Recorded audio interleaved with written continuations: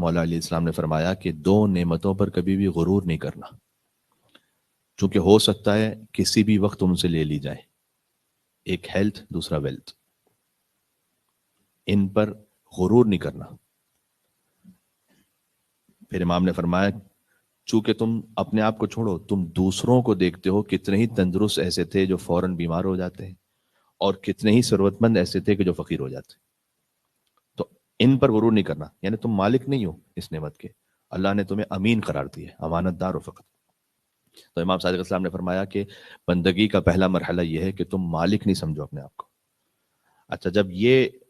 ہو جائے گا، اگر تمہاری کیفیت آ جائے گی تو اس کا نتیجہ کیا نکلے گا، یہ بھی امام نے فرمایا پھر تمہارے لیے انفاق فی سبیل اللہ کرنا آسان ہو جائے گا۔ جب تم آپ کو مالک ہی نہیں سمجھ رہے تو انفاق فی سبیل اللہ کرنا آسان ہو جائے گا، جہاں تم ضرورت دیکھو گے اللہ کی راہ میں انفاق کرنا آسان ہو جائے گا۔ ایک آئیڈیل کیفیت تو جو شاید ہی کسی انسان میں ہو سکے،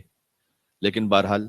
ہم مثال دے دیتے ہیں، ہمارے استاد قوم میں ایک مثال دیتے تھے کہ کاش ایسی کیفیت انسان میں ہو سکے کہ جیسے بینک کا کیشیئر ہوتا ہے، اب تو خیر یہاں کیش وغیرہ سسٹم بھی ختم ہو گیا اور کیشیئر وغیرہ سسٹم بھی اتنا زیادہ باقی نہیں بچا، لیکن جب اس کے پاس کوئی ڈپازٹ کروانے کے لیے آئے اماؤنٹ تو وہ خوش نہیں ہوتا، اس لیے کہ اس کو پتا ہے کہ میرا ہے ہی نہیں،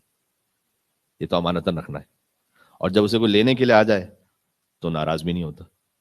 اس لیے کہ تھا ہی نہیں میرا۔ تو کاش اللہ سبحانہ و تعالیٰ کے اعتبار سے بندگی انسان میں آ سکے کہ جو آ گیا اللہ کا شکر ہے، لیکن میں مالک نہیں ہوں، امین ہوں۔ اس نے حکم دیا کہ اس موقع پر تمہیں انفاق کرنا ہے تو کر دوں گا، کوئی غم بھی نہیں ہوگا، اس لیے کہ امین تھا، مالک تو تھا ہی نہیں۔ مما رزقناہم ینفقون، جو ہم نے تمہیں دیا اس میں سے انفاق کرو۔ تو یہ صادق علیہ محمد نے فرمایا کہ بندگی کا پہلا مرحلہ یہ ہے کہ نعمتوں کو جو اللہ تمہیں عطا کی ہیں اس پر اپنے آپ کو مالک نہیں سمجھو، پہلی بات۔ اس کا نتیجہ ہوگا کہ انفاق کرنا آسان ہو جائے گا۔ دوسرا فرمایا، امام علیہ السلام نے امام کے نام پر ایک اور صلوات بھیجے گا محمد علیہ محمد علیہ السلام پر،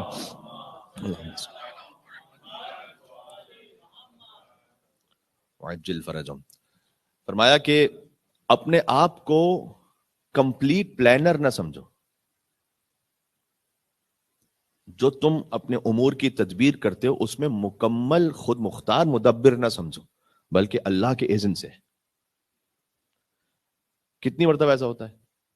آپ کی زندگیوں میں بھی ہے کہ ہم نے کمپلیٹ پلاننگ کی، ایک بات کی اور آخر میں نہیں ہو پایا۔ شادی بیاہ کے معاملات میں بھی کئی مرتبہ ہوتا ہے، وعلیکم السلام، کہ کوئی وفات ہو گئی کسی کی 2 دن پہلے، کارڈ بھی پرنٹڈ ہے، سب کچھ اوکے ہے، لیکن ویسے انجام نہیں ہو پایا۔ تو یہ نہ کہو کہ بس میں یہ کر لوں گا، بلکہ یہ کہو کہ اللہ کا اذن ہوگا تو میں یہ کروں گا۔ اگر یہ بندگی کی صفت آ گئی تو امام نے فرمایا اس کا نتیجہ یہ نکلے گا کہ کوئی مصیبت آ جائے گی تو اس کو تحمل کرنا آسان ہوگا۔